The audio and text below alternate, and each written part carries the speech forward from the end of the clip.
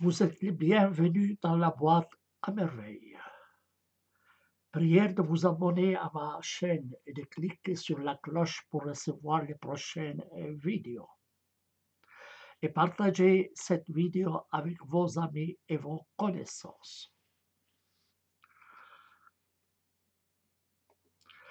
Je reviens vers vous, pour vous parler des erreurs linguistiques du Coran. J'ai mentionné dans une précédente vidéo que les erreurs linguistiques dans le Coran sont divisées en 11 catégories. J'entends par erreurs linguistiques celles qui ont un lien avec la langue du Coran, contrairement aux erreurs scientifiques, géographiques ou historiques. J'ai déjà parlé de 4 catégories d'erreurs linguistiques dans des précédentes vidéos. Et aujourd'hui, je vais vous parler de la 5e catégorie, à savoir la permutation défectueuse des éléments du discours. J'entends par permutation changement de la place des éléments dans un texte donné.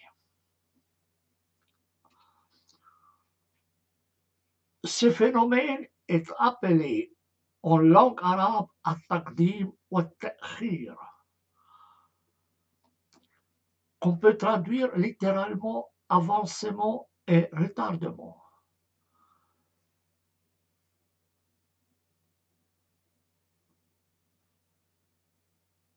Ce phénomène est connu en rhétorique et il est appelé en français hystérologie ou hystéron-protéron. Ce terme d'origine grecque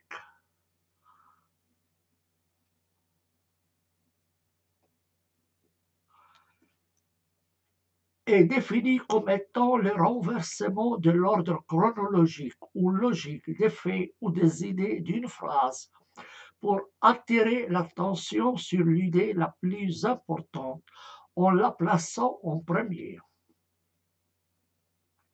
Par exemple, si je dis « j'aime ce professeur, il est intelligent »,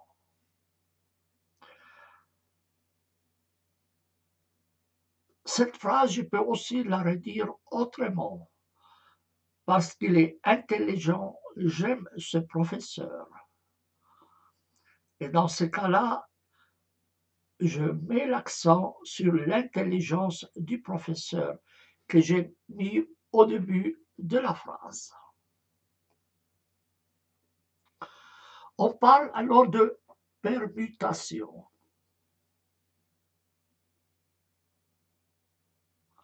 Mais lorsque la permutation perturbe la compréhension du sens, elle est considérée comme une erreur linguistique. Ainsi, si je dis « l'homme a mangé le lion », l'interlocuteur y voit une exagération ou une erreur dans la formulation qui devrait être plutôt « le lion a mangé l'homme ».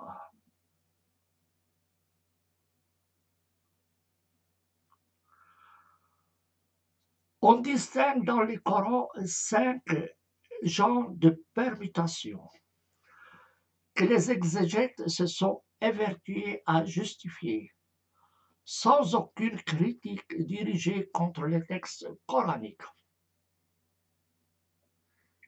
qui est considéré comme le summum de la rhétorique, étant transmis par Dieu selon leurs croyances.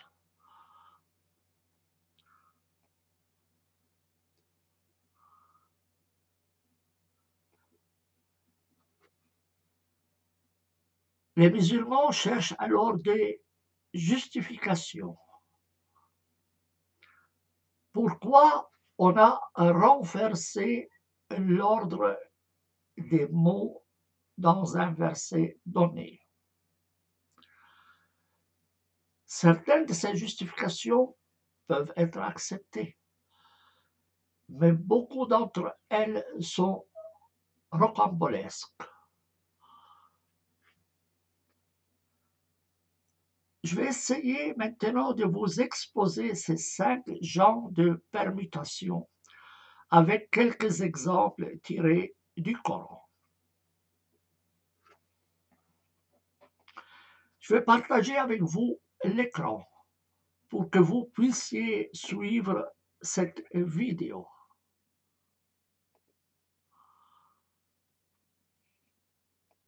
Voilà, donc. Mais je vous signale d'ores et déjà que j'ai publié ce texte intégralement dans mon site, dont je vous donne le lien sous cette vidéo. Vous trouvez ces explications, mais uniquement en arabe, dans mon édition arabe du Coran et mon ouvrage Les erreurs linguistiques du Coran.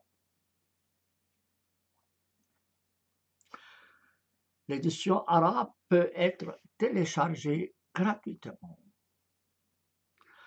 Donc, la première catégorie de permutation et la plus grave, c'est celle qui perturbe l'essence, rendant le discours incompréhensible, obligeant les exégètes à restructurer le passage concerné afin de lui trouver un sens plausible, parfois en ajoutant ou en supprimant un mot ou plusieurs mots.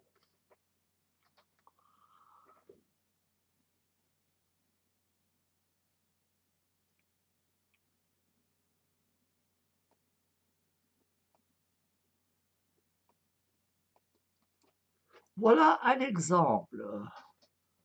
Un verset dit: Ô mon Père, je crains qu'un châtiment venant du tout miséricordieux ne te touche et que tu ne deviennes un allié du Satan.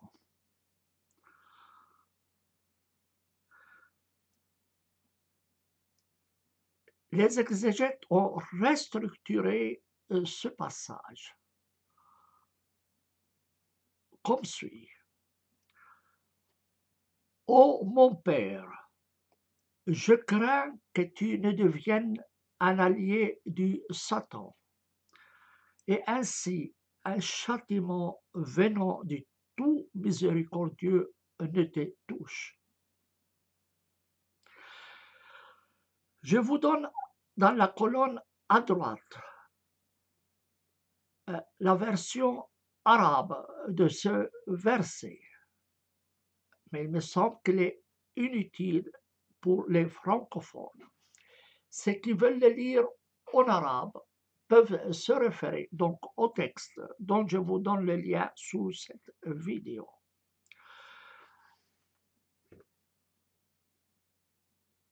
Je répète ces versets. Ô mon Père, je crains qu'un châtiment venant du tout miséricordieux ne te touche et que tu ne deviennes un allié du Satan. Les exégètes ont trouvé ce verset bizarre. Ils l'ont alors restructuré en vertu de la théorie de la permutation. Elle propose donc la lecture suivante. Ô mon Père, je crains que tu ne deviennes un allié du Satan, et ainsi un châtiment venant du tout miséricordieux ne te touche.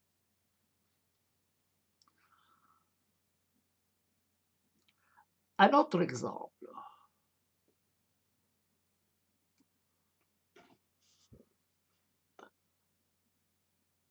Un verset dit: As-tu vu celui qui a pris son Dieu comme ses désirs?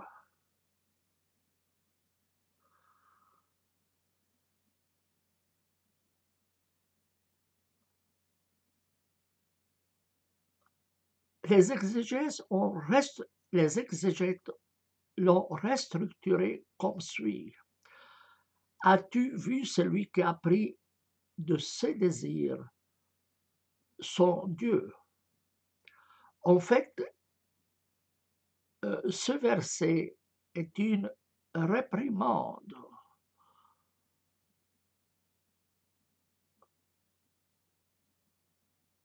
Si quelqu'un prend Dieu comme son désir à lui, c'est une bonne chose.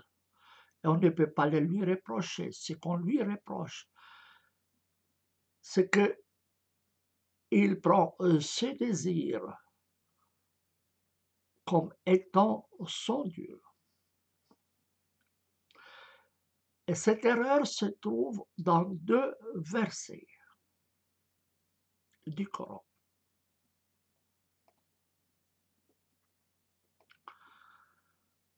Voilà notre verset. Si une parole n'avait pas précédé de la part de ton Seigneur, il aurait été obligatoire et un terme nommé. Que signifie ce verset? Les exégètes ont alors manipulé le verset pour le restructurer. Ils proposent la structure suivante. Si une parole n'avait pas précédé de la part de ton Seigneur et un terme nommé,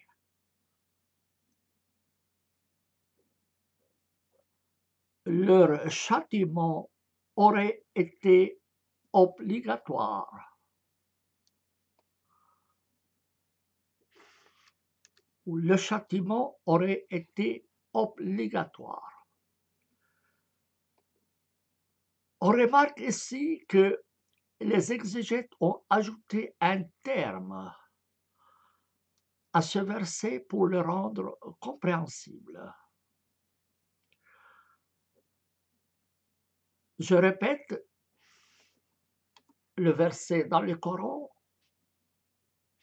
Si une parole n'avait pas précédé de la part de ton Seigneur, il aurait été obligatoire et un terme nommé. Ça n'a aucun sens. Les exégètes ont proposé donc une restructuration du verset. Ils proposent ce qui suit.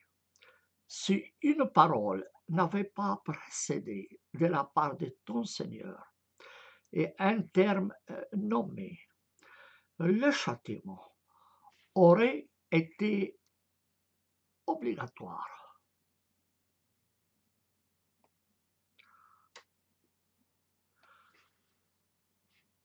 Ailleurs, le Coran dit Dieu est quitte des associateurs et son apôtre. Cela laisse penser que Dieu est quitte des associateurs et de son apôtre, surtout qu'il n'y avait pas d'accent. Et donc, une telle lecture serait possible. C'est impossible pour un croyant que Dieu soit quitte aussi bien des associateurs que de l'apôtre, ça veut dire de Mahomet. Alors les exégètes ont restructuré le verset comme suit. Dieu est son apôtre. Dieu est son apôtre. Excusez-moi, je dois ici, une fois, voilà. Dieu est son apôtre, son quitte des associateurs. Et là, le sens est beaucoup plus clair.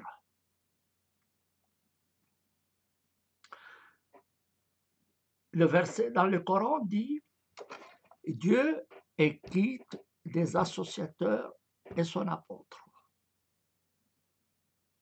Ce n'est pas possible. Alors, on va renverser les éléments. Et le verset devient, dans la pensée de l'exégète, comme suit. Dieu est son apôtre, son guide des associateurs. Associateur, c'est qui adore plusieurs dieux, qui associe des divinités à Dieu.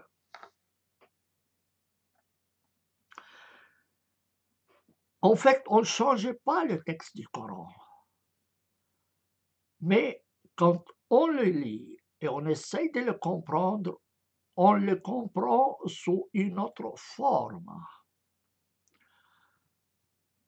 C'est cette forme qui fait l'objet d'exégèse.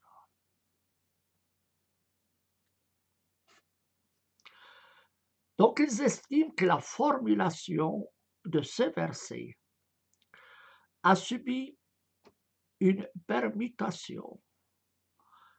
Ils n'osent pas dire qu'il s'agit d'une erreur, mais de toute évidence, c'est une erreur. Alors, ils proposent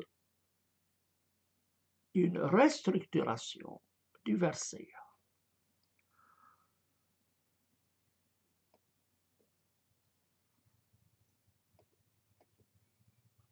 Je vous donne un autre exemple. Je ne vais pas vous lire tous les exemples. Il y a une centaine de versets qui comportent un tel problème. Une centaine de versets du Coran qui perturbent la compréhension. Un verset dit deux versets qui a fait sortir le pâturage et l'a fait déchet vert. Les exégètes se sont dit, c'est quoi cela? Alors, ils lui appliquent la théorie de la permutation. Ils vont restructurer ce verset comme suit. Qui, ça veut dire Dieu, a fait sortir le pâturage et l'a fait déchet vert.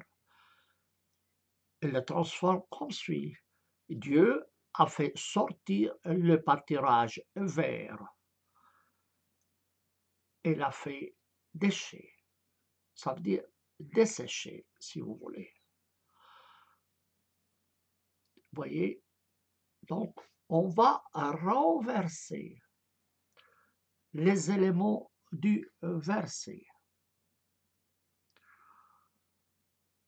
ou le remettre dans un ordre qui le rend compréhensible.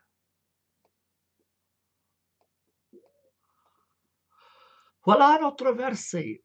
Ceux qui s'égarent de la voie de Dieu auront un châtiment fort pour avoir oublié le jour du compte. Les exégètes estiment que ce verset est incompréhensible. Alors ils le restructurent. Il devient comme suit.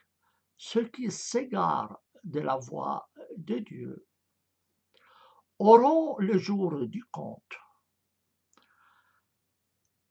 un châtiment fort pour avoir oublié. Oublier, ça veut dire Dieu, évidemment.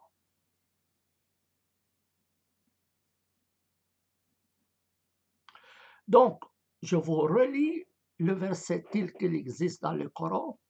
Ceux qui s'égarent de la voie de Dieu auront un châtiment fort pour avoir oublié le jour du compte. Le verset restructuré est le suivant. Ceux qui s'égarent de la voie de Dieu auront le jour du compte, ça veut dire le jour du jugement, un châtiment fort pour avoir oublié Dieu.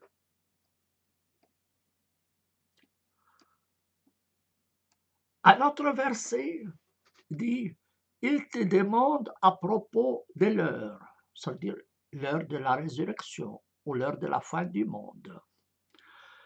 Il te demande comme si tu étais connaisseur à propos d'elle. Les exégètes ont restructuré ce verset comme suit.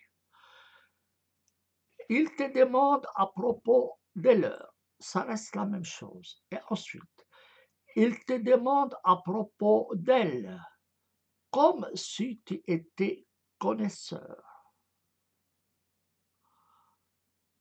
Je relis la version coranique. Il te demande à propos de l'heure. Il te demande comme si tu étais connaisseur à propos d'elle. Et le verset restructuré est comme suit. Il te demande à propos de l'heure. Il te demande à propos d'elle, c'est-à-dire de l'heure, comme si tu étais connaisseur.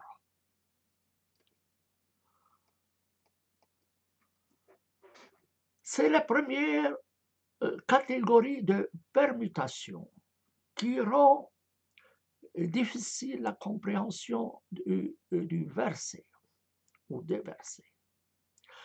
La deuxième catégorie est la permutation dans deux versets qui se répètent. Il s'agit de versets qui se répètent totalement ou partiellement, mais dont les éléments ont été renversés. J'en donne ici deux exemples parmi tant d'autres.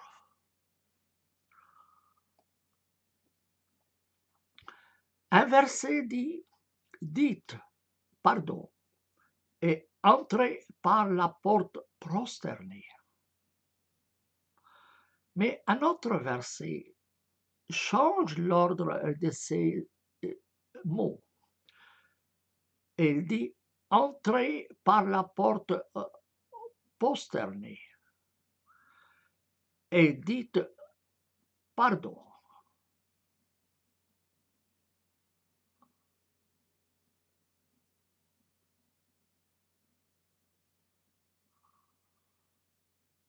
Donc, on va renverser les éléments, c'est le même terme exactement dans les deux versets, mais le même mot dans le même verset, mais l'ordre est changé.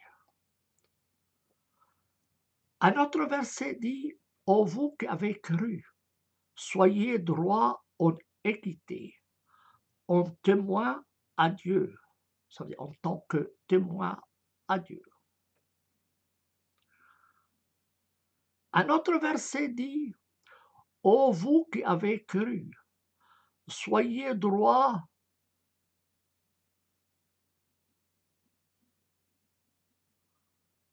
en équité, en témoin à Dieu. » Je m'excuse, là j'ai commis une erreur. Le premier verset lit « Ô vous qui avez cru, soyez droits en équité, en témoin à Dieu. » L'autre verset dit « Ô vous qui avez cru, soyez droits à Dieu. »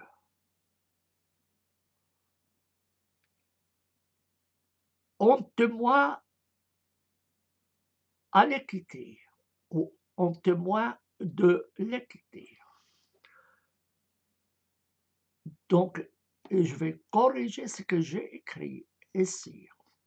Donc, c'est les mêmes mots qui se répètent dans les deux versets, mais dans chacun de ces versets, l'ordre de ces mots est différent. Ce dernier verset,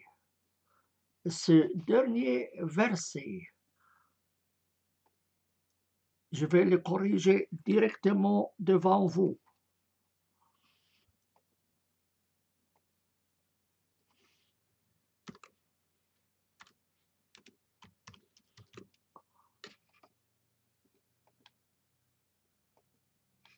excusez-moi, honte-moi à l'équité. Donc voilà, maintenant, elle est corrigée. Ce dernier verset est faux, parce que le Coran généralement utilise l'expression droit en équité et témoin à Dieu, et pas le contraire. Là, il s'agit d'une erreur de formulation de la part du Coran. Donc ça, c'est la deuxième catégorie de permutation qui, je vous le répète, donc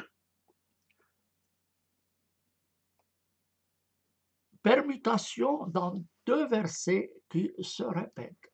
Deux versets qui se répètent avec les mêmes mots, mais l'emplacement de ces mots diffère d'un verset à l'autre, et parfois de façon défectueuse, qui rend difficile la compréhension.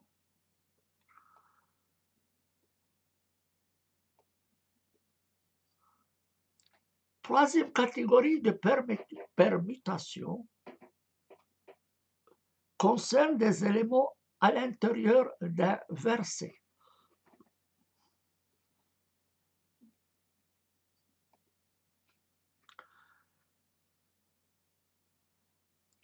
Des versets font mention de mots ou de noms dans un ordre particulier que les exégètes tentent de justifier.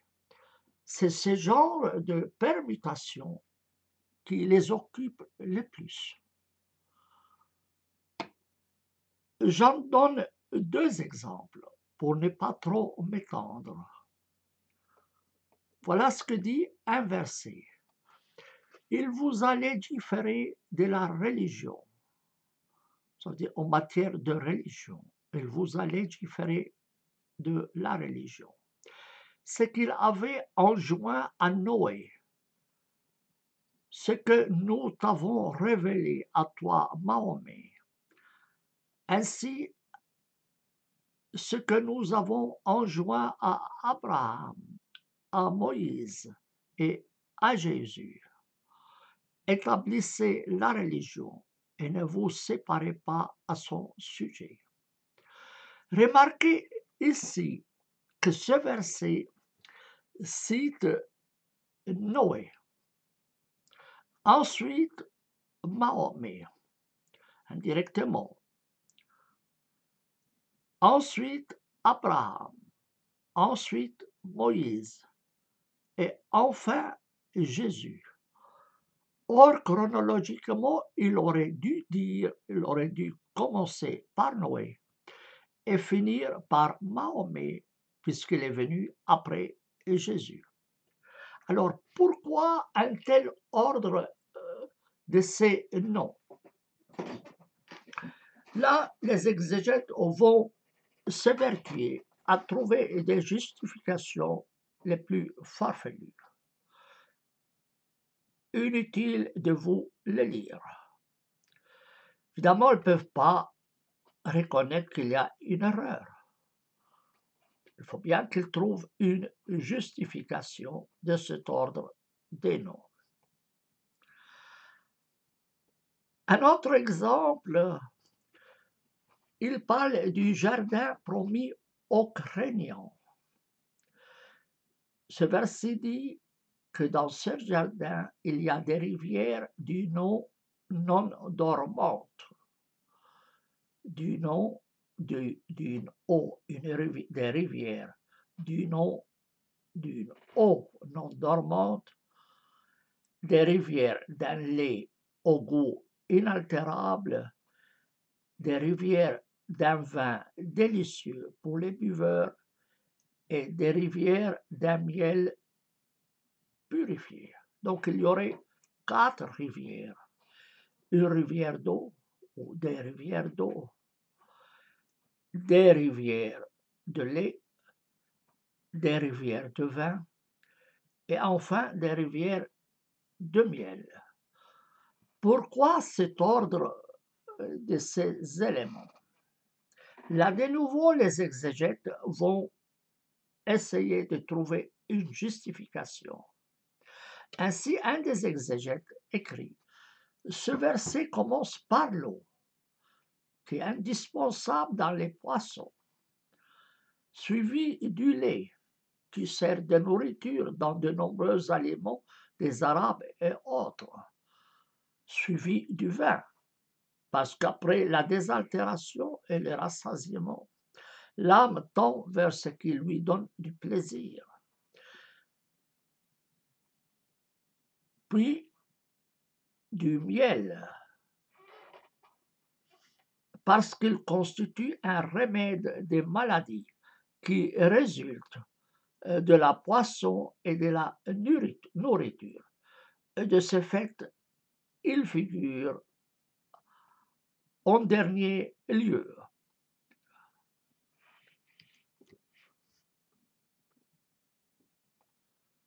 Donc voilà, ils vont,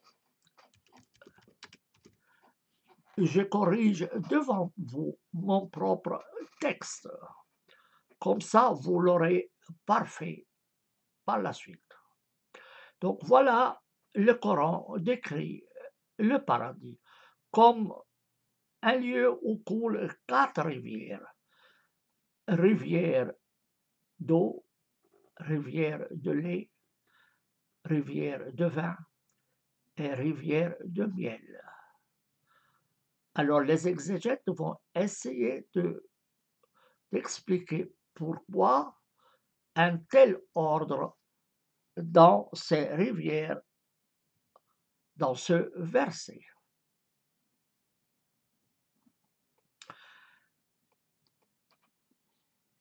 Un dernier verset peut-être.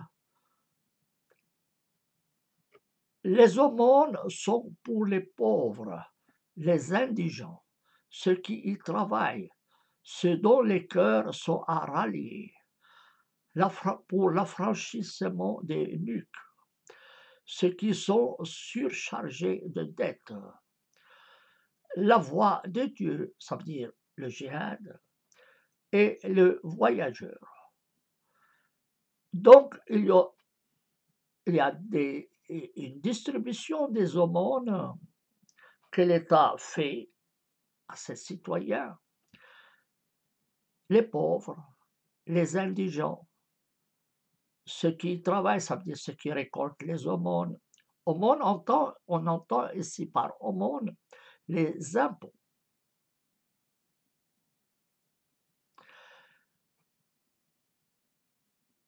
Ailleurs, elle est appelée la zakat. Ici, le Coran utilise le terme sadakat, ce qui revient pratiquement à la même chose.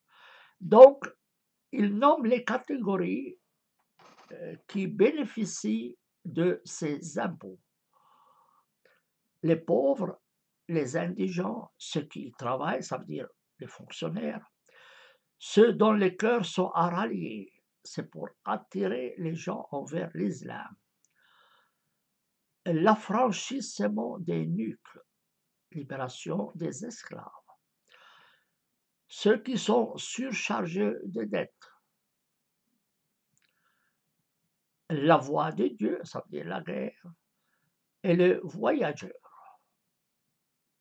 Alors, pourquoi cet ordre? Et les exégètes disent que là, cet ordre est voulu par Dieu pour préciser l'ordre des catégories auxquelles sont distribués ces impôts.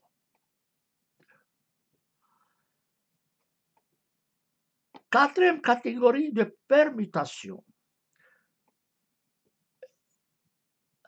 c'est lorsque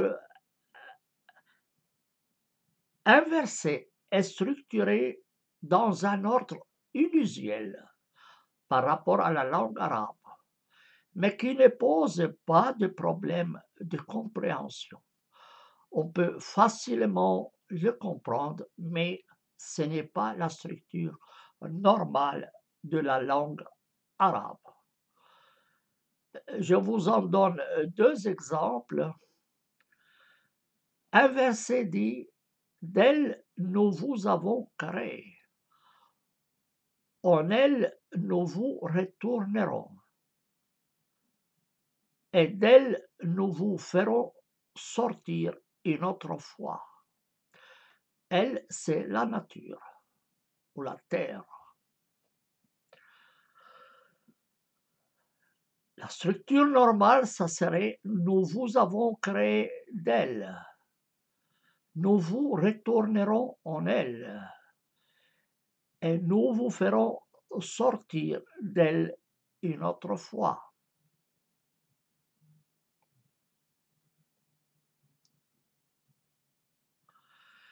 Un autre verset dit: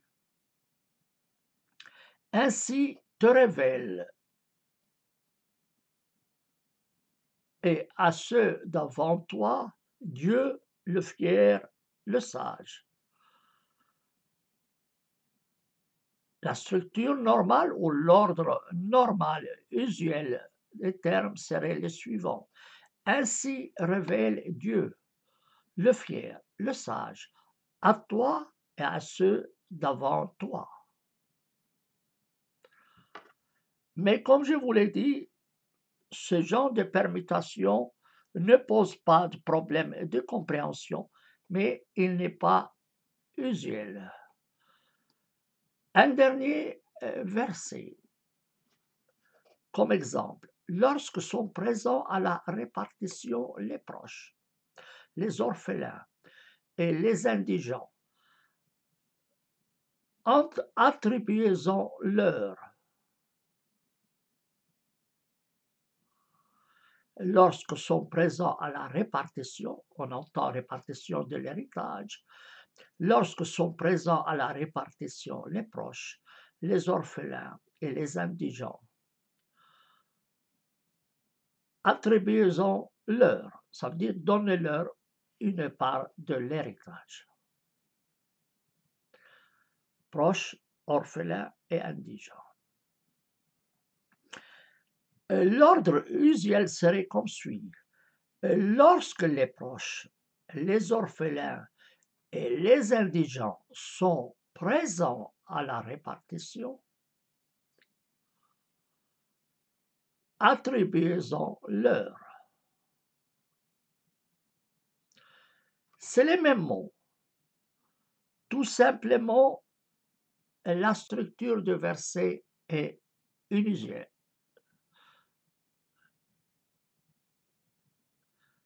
Et généralement, cette manière d'ordonner les mots a un but de respecter la rime, très affectée par le Coran. Cinquième catégorie de permutation, c'est lorsque des éléments d'un même récit n'est pas rassemblés. Les éléments d'un même récit ne sont pas rassemblés mais sont dispersés.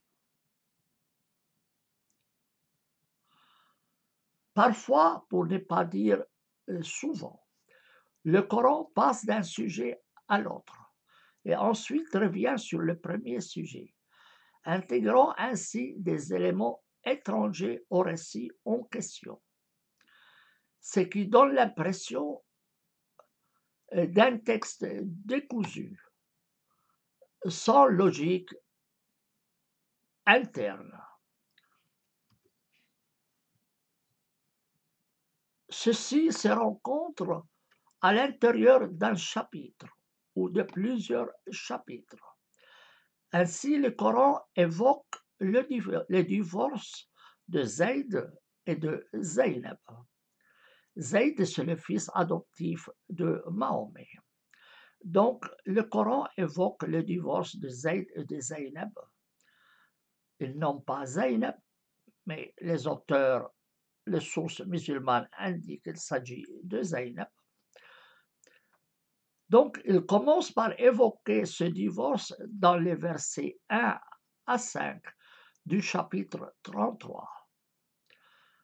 Ensuite, il interrompt le récit et il le reprend beaucoup plus loin. À partir du verset 36 jusqu'au verset 40. Vous voyez, donc, il a commencé par une histoire, il l'interrompt et il revient beaucoup plus tard.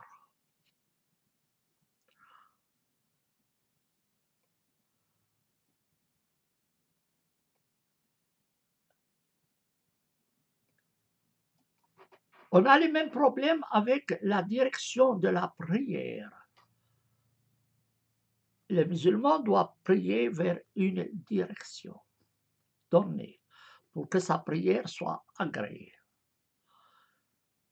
Cette question de la direction de prière est réglée par des versets épars. Il commence par le verset, toujours dans le chapitre 2, il commence par le verset 115. Ensuite, il y revient dans les versets 142, 143, 144, 145 et après 148. Donc, il intègre 3, 6 et 7 avant de reprendre le même sujet. 148, ensuite 149, ensuite 150 et ensuite 177. Vous voyez, donc il va disloquer le texte. Il commence par la norme, il s'arrête, commence un autre sujet, et il revient à la norme après quelques versets, etc. Et ce phénomène est très fréquent dans le Coran. En français, on dirait qu'il saute du coq à l'âne, ce qui donne donc l'impression que le Coran est un texte décousu. Je ne vais pas trop m'étendre. J'espère vous avoir fait comprendre ce genre d'erreur en rapport avec la langue. Ceux qui comprennent l'arabe peuvent se référer à une autre vidéo que j'ai enregistrée hier dans ma chaîne, où il y aura les textes des versets en langue arabe et l'explication en langue arabe.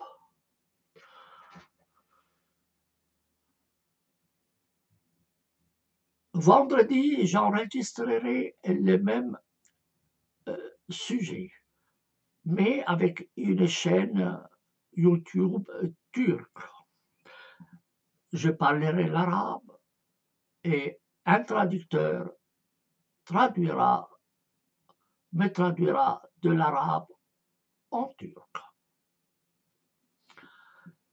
J'arrête ici donc.